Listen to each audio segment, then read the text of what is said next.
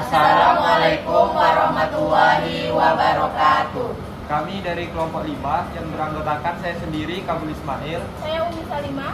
Saya Priska Prariana. Saya Delta Yudi Zahra. Saya Oktanisa Asaka. Saya Iza Hayati. Kami akan menyelesaikan tugas dari mata kuliah Landasan Pendidikan dengan dosen pengampu Wila Sari Arid, MPD, dengan tugas yaitu reaction video mengenai permasalahan pendidikan di Indonesia. Sekian perkenalan dari kami. Silakan lanjut untuk menonton hasil reaction dari kami. Terima kasih.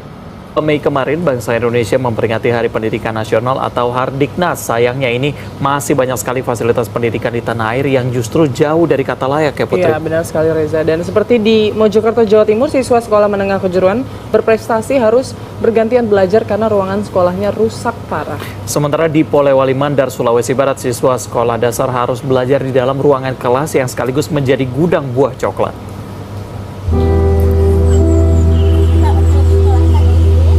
Beginilah suasana di kelas jauh SDN 057 Impres Puliwa, Desa Puliwa, Kabupaten Polewali Mandar, Sulawesi Barat. Setiap pagi sebelum sekolah dimulai, warga harus memindahkan buah coklat dari dalam kelas lantaran bangunan yang berdiri di atas lahan pinjam warga ini juga dipakai sebagai gudang. Sekolah yang hanya punya satu ruang kelas ini juga harus menampung murid kelas 1 hingga kelas 4. Sudah beberapa tahun lamanya puluhan siswa di sini juga harus menuntut ilmu dalam kondisi kelas seadanya.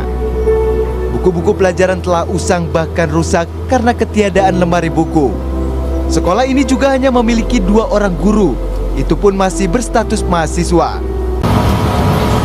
Jadi bukan hanya kekurangan dari video ini, bukan hanya kekurangan fasilitas seperti buku, alat belajar, meja, dan juga fasilitas ruang sekolahnya, tapi juga gurunya, tenaga pengajarnya itu juga kurang. Saat kedua guru ini harus menyelesaikan tugas kuliah di kampus masing-masing, tak jarang para murid pun terpaksa diliburkan. Ironisnya lagi, tidak jarang murid kelas 5 Ya, kalau menurut saya SD tersebut tidak bisa dikatakan sekolah ya.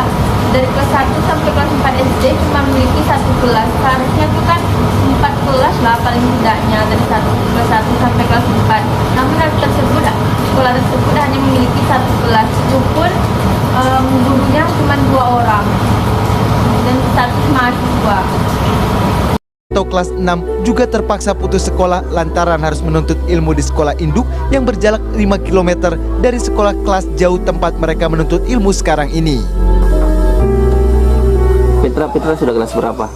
4. Kelas 4. Ini sudah lama begini kondisi sekolahnya? Iya. Sudah lama ya. Terus Petra mau sekolahnya bagaimana?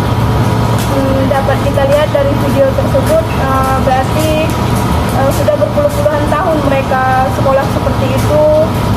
Sepertinya pemerintah kita kurang memperhatikan pendidikan di Indonesia saat ini, karena pendidikan di Indonesia saat ini kurang merata ke pelosok-pelosok daerah-daerah yang pelosok-pelosok tersebut. Masih kita bisa lihat sekolah tersebut masih banyak kurangnya, yaitu kelas, tenaga pengajar, terutama fasilitas kelas. Mau bagus sekolahnya. Memang sekolah yang bagus di mana Petra? Sana, jauh dari sini. Kenapa Petra tidak sekolah sana? Jauh. Ini sekolah sini sudah berapa lama? Baru 4 tahun. Ini memang kenapa sekolah induk jauh memang dari sini? jauh dari di sini dari keluarga. Jadi banyak anak biasa putus sekolah kalau ini. Terus ini katanya lahannya masyarakat yang siapkan ya? Iya, baru masih dicicil. Tanahnya sampai sekarang masih dicicil. Ironi dunia pendidikan di tanah air juga tergambar di Sekolah Menengah Kejuruan Negeri 1 Jetis di Kabupaten Mojokerto, Jawa Timur. Meski siswa di sini syarat prestasi, kondisi bangunan sekolahnya justru memprihatinkan. 5 ruang kelas telah rusak parah dan tidak bisa digunakan lagi. 14 tahun berdiri, sekolah ini belum pernah sekalipun terjamah perbaikan. Akibatnya, para siswa terpaksa belajar bergantian. Di kelas seperti ini gimana Mas? Ya sedikit prihatin saja, karena kan suasananya kelas kalau enggak nggak begitu itu kan harus belajar kan sedikit terganggu gitu Pak. Nah gitu aja. Kalau kondisinya gimana kelasnya? Kondisinya ya seperti ini Mas, kadang ya membosankan, kadang ya menyenangkan juga. Di balik bangunan sekolahnya yang merana, SMK 1 Jetis tercatat memiliki segudang prestasi khususnya dari 2 jurusan atau pengelasan dan elektronika industri. Bahkan telah berhasil Sebenarnya siswa dari sekolah ini cukup memiliki prestasi yang bagus, cuma sangat disayangkan dengan kekurangan fasilitas, kondisi ruangan yang cukup tidak sesuai dengan apa yang diinginkan, dapat menyebabkan siswa-siswa berprestasi tersebut terhambat prestasinya untuk lebih berkembang selanjutnya. jadi juara di tingkat nasional maupun internasional. Usaha-usaha pemerintah itu harus menyediakan dana bantuan seperti dana BOS, KIP. Liputan Trans 7. Jadi sarana dan prasarana itu kan hal yang sangat penting untuk dilakukan. Tapi di Indonesia sendiri masih banyak daerah yang memiliki keterbatasan fasilitas, terutama di desa-desa terkecil. Jadi sangat diharapkan seluruh sekolah di Indonesia itu dapat memiliki fasilitas yang memadai untuk meningkatkan mutu pendidikan.